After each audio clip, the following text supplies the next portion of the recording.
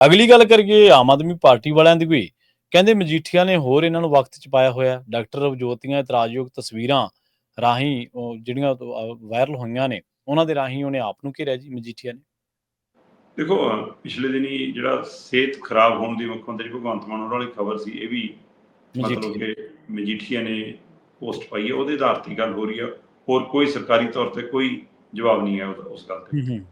ਉਸੇ ਤਰ੍ਹਾਂ ਹੁਣ ਕੱਲ ਇਹ ਪੋਸਟ ਆਈ ਕਿ ਵੀ ਬਲਕਾਰ ਤੇ ਇਹਨਾਂ ਕਟਾਰੂ ਚੱਕ ਤੋਂ ਬਾਅਦ ਚੱਕੋ ਇੱਕ ਹੋਰ ਇਹਨਾਂ ਦਾ, ਸੋ ਆਹ ਲਓ ਜੀ ਨਾਮ ਵੀ ਲਿਖਤਾ ਡਾਕਟਰ ਰਵਜੋਤ ਦਾ, ਤੇ ਉਹ ਤੋਂ ਬਾਅਦ ਤਸਵੀਰਾਂ 3-4 ਪਾਈਆਂ। ਤੇ ਇਹ ਸਾਰੀ ਜਦੋਂ ਵਾਇਰਲ ਹੋਈ, ਮੀਡੀਆ ਚੱਲਣ ਲੱਗੀ, ਸਵਾਲ ਹੋਣ ਲੱਗੇ, ਤੇ ਪਹਿਲਾਂ ਸਰਕਾਰ ਚੁੱਪ ਰਹੀ, ਪਰ ਦੇਰ ਰਾਤ ਡਾਕਟਰ ਰਵਜੋਤ ਹੋਰਾਂ ਦਾ ਆਪਣਾ ਸੁਨੇਹਾ ਆਇਆ।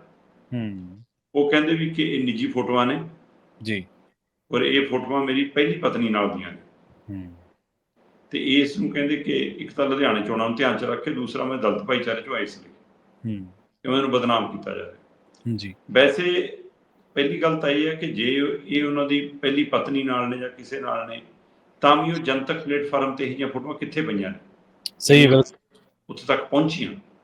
ਸਵਾਲ ਇਹ, ਤੇ ਖਾਸ ਕਰਕੇ ਜੇ ਆਪਣਾ ਅਜਿਹਾ ਰਿਸ਼ਤਾ ਹੋਵੇ, ਫਿਰ ਤਾਂ ਆਪਾਂ ਉਹੀ ਉਸ ਨੂੰ ਧਿਆਨ ਰੱਖਦੇ ਹਾਂ ਇਸ ਗੱਲਾਂ ਦਾ।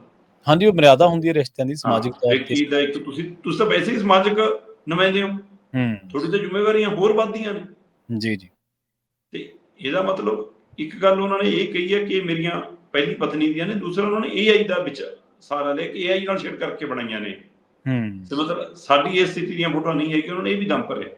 ਹੁਣ ਇਹ ਜਾਂਚ ਦਾ ਵਿਸ਼ਾ ਹੋਏਗਾ ਕਿ ਡਾਕਟਰ ਰਵਜੋਤ, ਕੀ ਆਮ ਆਦਮੀ ਪਾਰਟੀ, ਕੀ ਪੰਜਾਬ ਸਰਕਾਰ ਵਿਕਰਮ ਮਜੀਠੀਆ ਨੂੰ ਕੋਈ ਨੋਟਿਸ ਭੇਜੂਗੀ, ਕੋਈ ਕਾਨੂੰਨੀ ਕਾਰਵਾਈ ਕਰੂਗੀ। ਤੇ ਅਗਲੇ ਤਾਂ ਕਹਿੰਦੇ ਕਿ ਮੇਰੇ ਕੋਲ ਤਾਂ ਵੀਡੀਓ ਵੀ ਪਈ ਹੈ। ਵੈਸੇ ਉਹ ਡੱਬੀ ਡੁੱਬੀ 'ਚ ਤਾਂ ਇੱਕ ਪਹਿਲਾਂ ਵੀ ਚੱਕੀ ਫਿਰਦੇ ਸੀ ਖਾਸੀ, ਉਹ ਮੁੜ ਕੇ ਗੱਲ ਜੀ ਗੋਲ ਮੋਲ ਜੀ ਹੋ ਗਈ, ਰਾਜਪਾਲ ਨੂੰ ਦਿਆ ਜੀ, ਉਹਨੂੰ ਦਿਆ ਜੀ, ਉਹ ਕਿੱਥੇ ਗਈ। ਚਲੋ ਨਾਮ ਨੂੰ ਲੋਕਾਂ 'ਚ ਚੱਲੀ ਗਿਆ ਜੀ ਕਿ ਫਲਾਣੇ ਦੀ ਆ, ਉਹਦੀ ਹੈ ਨਾ। ਹੁਣ ਵੀ ਫੋਟੋਆਂ ਜਾਰੀ ਕਰਤੇ ਤੇ ਲੋਕ ਤਾਂ ਇੰਤਜ਼ਾਰ ਕਰਨ ਲੱਗੇ ਵੀ ਵੀਡੀਓ ਵੀ ਜਾਰੀ ਕਰੋ, ਠੀਕ ਹੈ ਨਾ। ਪਰ ਮੈਨੂੰ ਲੱਗਦਾ ਕਿ ਇਸ ਮੌਕੇ ਲੀਡਰਸ਼ਿਪ ਨੂੰ ਇਹ ਧਿਆਨ ਰੱਖਣ ਦੀ ਲੋੜ ਹੁੰਦੀ ਹੈ ਕਿ ਅਸੀਂ ਕਿਸ ਹੱਦ ਤੱਕ ਜਾਣਾ। ਜੇ ਇਹਦੇ ਨਾਲ ਕੋਈ ਪੰਜਾਬ ਦੇ ਮਸਲੇ ਹੱਲ ਹੁੰਦੇ, ਫਿਰ ਤਾਂ ਸਾਰਿਆਂ ਦੀਆਂ ਭਾਈ ਹੋਰਾਂ ਦੀਆਂ ਉਹ ਵੀ ਜਾਰੀ ਕਰ ਦਿਓ, ਉਹ ਵੀ ਜਾਰੀ ਕਰ ਦਿਓ। ਸਹੀ ਗੱਲ ਹੈ ਜੀ, ਬਿਲਕੁਲ ਠੀਕ ਹੈ ਨਾ। ਜੇ ਮਸਲਿਆਂ ਦੇ ਆਧਾਰ ਤੇ ਲੜਾਈ ਲੜਨਾ, ਫਿਰ ਇਹ ਚੀਜ਼ਾਂ ਦੇ ਨਾਲ ਅਸੀਂ ਕੀ ਸੈੱਟ ਕਰਨਾ ਚਾਹੁੰਦੇ ਹਾਂ। ਪਰ ਸਵਾਲ ਇਹ ਵੀ ਹੈ ਕਿ ਇਹ ਸਾਰਾ ਪਰੋਸਿਆ ਕਿੱਥੋਂ ਜਾਂਦਾ, ਇਹ ਸਾਰੀਆਂ ਚੀਜ਼ਾਂ ਉਪਲਬਧ ਕੌਣ ਕਰਾਉਂਦਾ, ਕੌਣ ਕਿਹਦੇ ਖਿਲਾਫ ਸਾਜ਼ਿਸ਼ ਰਚ ਰਿਹਾ। ਵਿਕਰਮ ਮਜੀਠੀਆ ਨੂੰ ਕਿਸੇ ਨੇ ਤਾਂ ਦਿੱਤੀਆਂ ਹੋਣੀ, ਵਿਕਰਮ ਮਜੀਠੀਆ ਆਪ ਤਾਂ ਕੈਮਰਾ ਲੈ ਕੇ ਗਿਆ ਨਹੀਂ ਕਿਚਨ। ਸਹੀ ਗੱਲ। ਸੋ ਇਹਦਾ ਮਤਲਬ ਇਹ ਪਾਰਟੀ ਪੱਧਰ ਤੇ, ਕੋਈ ਨਿੱਜੀ ਉਸ ਹਲਕੇ ਦੇ ਪੱਧਰ ਤੇ, ਕਿਉਂਕਿ ਘਰ ਦਾ ਭੇਤੀ ਉਹ ਲੰਕਾ ਢਾਉਂਦਾ, ਇਹ ਤਾਂ ਰਿਕਾਰਡ ਰਿਹਾ, ਤਾਂ ਇਤਿਹਾਸ ਬੋਲਦਾ। ਸੋ ਇਸ ਲਈ ਇੱਕ ਤਾਂ ਇਸ ਪਹਿਲੂ ਤੇ ਕਿ ਡਾਕਟਰ ਰਵਜੋਤ ਦੇ ਲਈ ਜੀ ਸਿਆਸੀ ਤੌਰ ਤੇ ਗੱਲ ਮੁਸ਼ਕਲ ਹੈ। ਦੂਸਰਾ, ਵੋਟਾਂ ਤੋਂ ਇੱਕ ਦਿਨ ਪਹਿਲਾਂ ਇਹਦਾ ਰਿਲੀਜ਼ ਹੋਣਾ।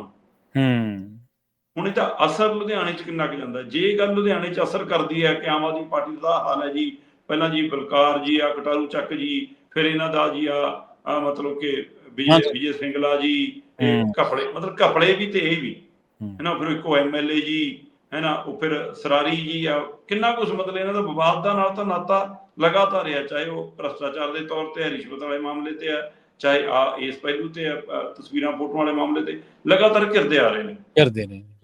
ਪਰ ਬਸ਼ਰਮਾ ਦੀ ਡੁੱਲੀ ਦਾਲ ਪੀਵੀਂ ਜੀ, ਉਹ ਕਹਿੰਦੇ ਸਾਰੇ ਰਿਲੇਟ ਖਾਂਦੇ ਆ, ਸੋ ਉਹਨਾਂ ਤੇ ਅਸਰ ਵੀ ਕੋਈ ਨਹੀਂ ਹੋਇਆ। ਇਹ ਵੀ ਅਸੀਂ ਦੇਖਿਆ ਇੱਥੇ। ਜੀ ਜੀ। ਹੁਣ ਇਸ ਪਹਿਲੂ ਦਾ ਅਸਰ ਕੀ ਲੁਧਿਆਣਾ ਚੋਣਾਂ ਤੇ ਪਊਗਾ, ਉਹਨੂੰ ਧਿਆਨ 'ਚ ਰੱਖ ਕੇ।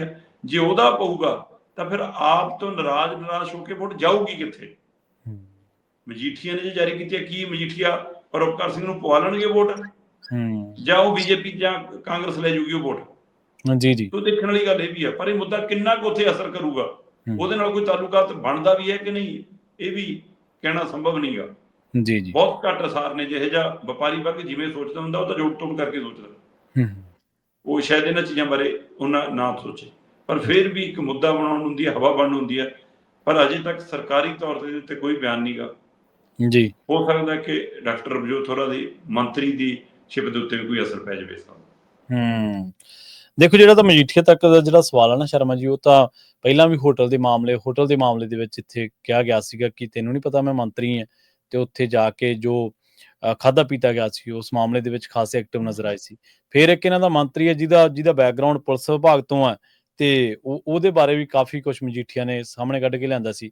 ਮੁੱਖ ਮੰਤਰੀ ਸਾਹਿਬ ਜਦੋਂ ਜਹਾਜ਼ ਦੇ ਵਿੱਚ ਤਿਲਕੇ ਸੀਗੇ, ਜਿਹੜੇ ਕਹਿੰਦੇ ਸੀ ਮੈਂ ਤਾਂ ਜਰਾਬ ਪਾ ਰਿਹਾ ਸੀ, ਮੈਂ ਤਾਂ ਬੂਟ ਪਾ ਰਿਹਾ ਸੀਗਾ, ਉਹ ਵੀ ਮਜੀਠੀਆ ਖਾਸੀ ਨਜ਼ਰ ਰੱਖਦੇ ਨੇ, ਪਰ ਲੁਧਿਆਣਾ ਚੋਣ ਦੇ ਵਿੱਚ ਸਰਗਰਮੀ ਤੌਰ ਤੇ ਨਹੀਂ ਨਜ਼ਰ ਆਏ ਉਹ, ਮੇਰੇ ਖਿਆਲ ਚੋਣ ਪ੍ਰਚਾਰ ਦੇ ਵਿੱਚ ਨਹੀਂ, ਇੱਕ ਦਿਨ ਰੋਡ ਸ਼ੋਅ ਕਰਕੇ ਗਏ ਆ ਜੀ ਪਰਉਪਕਾਰ ਸਿੰਘ ਲਈ। ਉਹ ਠੀਕ ਆ ਪਰ ਇਹ ਹੈ ਕਿ ਸੁਖਬੀਰ ਜਿੱਥੇ ਹੋਊਗਾ ਉੱਥੇ ਮਜੀਠੀਆ ਨਹੀਂ, ਜਿੱਥੇ ਮਜੀਠੀਆ ਹੋਊਗਾ ਉੱਥੇ ਸੁਖਬੀਰ ਨਹੀਂ, ਇਹ ਜ਼ਰੂਰ ਹੈ। ਇਹ ਜ਼ਰੂਰ ਹੈ, ਬਿਲਕੁਲ। ਦੂਜੀ ਗੱਲ ਇਹ ਹੈ ਜੀ, ਇਹ ਕਹਿ ਰਹੇ ਮੈਂ ਤਾਂ ਦਲਿਤ ਹਾਂ ਜੀ, ਮੈਂ ਤਾਂ ਕਰਕੇ, ਜਿਹੜੇ ਤੁਸੀਂ ਇਹ ਤਾਂ ਭਾਈਚਾਰੇ ਦਾ ਨਾ ਇਸ ਵਰਤੋਂ ਕਰਦੇ ਹੋ ਤੁਸੀਂ ਇਹ ਗੱਲ ਕਹਿ ਕੇ ਕਿ ਮੈਂ ਤਾਂ ਦਲਿਤ ਹਾਂ ਜੀ। ਜੇਕਰ ਤੁਸੀਂ ਦਲਿਤ ਤੋਂ ਉਸ ਭਾਈਚਾਰੇ ਦੇ ਵਿੱਚੋਂ ਆਉਣੇ ਹੋ, ਤੁਹਾਡੀ ਤਾਂ ਜ਼ਿੰਮੇਵਾਰੀ ਸਗੋਂ ਹੋਰ ਵੱਧਦੀ ਹੈ। ਤੁਸੀਂ ਤਾਂ ਉਹਨਾਂ ਲਈ ਵੀ ਕੰਮ ਕਰਨਾ, ਦੂਜੇ ਚਲੋ ਆਪਦੇ ਭਾਈਚਾਰਿਆਂ ਲਈ ਕਰਨ ਨਾ ਕਰਨ, ਪਰ ਤੁਹਾਡੇ ਤੇ ਤਾਂ ਉਹ ਵੀ ਜ਼ਿੰਮੇਵਾਰੀ ਹੈ। ਇਹ ਗੱਲ ਕਹਿ ਕੇ ਭੀੜੀ ਗਲੀ ਚੋਂ ਨਿਕਲਣਾ ਵੀ ਮੈਂ ਤਾਂ ਉਸ ਭਾਈਚਾਰੇ ਨਾਲ ਤਾਂ ਕਰਕੇ ਮੈਨੂੰ ਟਾਰਗੇਟ ਕੀਤਾ ਜਾ ਰਿਹਾ। ਬਿਲਕੁਲ।